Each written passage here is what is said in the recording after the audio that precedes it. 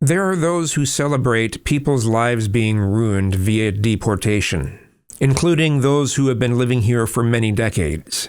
Yeah, they should have come here legally, and I get the notion of wanting to enforce laws, but to celebrate people's lives being ruined is disgusting. I've even seen people say that having to move to a different country is not ruining anyone's lives. Absolute apathy.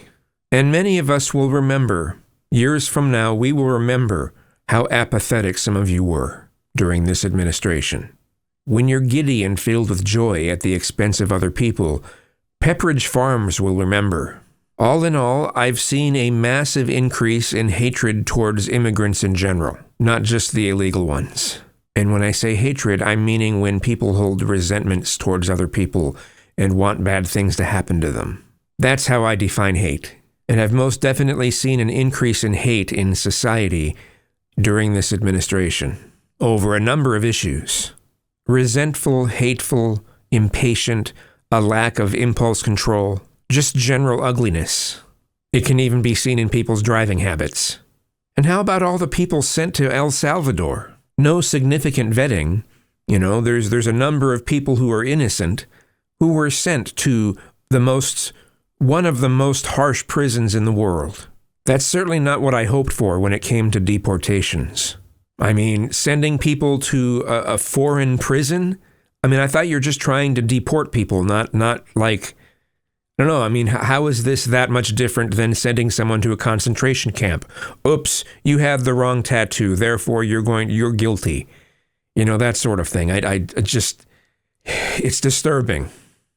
And whether it's really joking or trolling or not, Trump has suggested on Truth Social that maybe we should put Tesla vandals in El Salvador prisons as well. Or whether it's a joke or not, that's just not something you put out there, really. And that's one of the biggest problems with Trump, is that you can't really tell whether he's joking, whether he's trolling, or whether he's actually serious. His fans think it's a good thing that you can't tell what he actually means. They think it's 4D chess. But if Trump keeps up the stuff that he's been doing, we will rightly have riots. But perhaps that's what Trump actually wants, so he can declare martial law and then just do mass arrests on protesters, declaring them as terrorists. Look, I've tried really hard to look at Trump's good sides. I'm trying to be rational and reasonable. I'm trying to look at both sides. But with so many bad policies, important policies, it's really hard for me to look at Trump positively. I don't think I have TDS. I think I've been pretty decent about this. But yeah, as far as positive things, he's put a dent in wokeness, massive dent in it, as well as dumping DEI programs. Via threats of losing federal funding, he's going to push against activist teachers.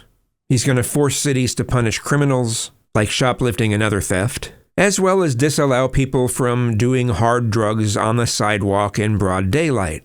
He's going to force social media companies to allow all viewpoints, including punching down. So there are some positives for sure, but as time goes on, I'm just not seeing the trade-off as being worth it. By the end of his term, how many innocent people do you think are going to be in prison as a result of his policies? It just worries me. Just saying.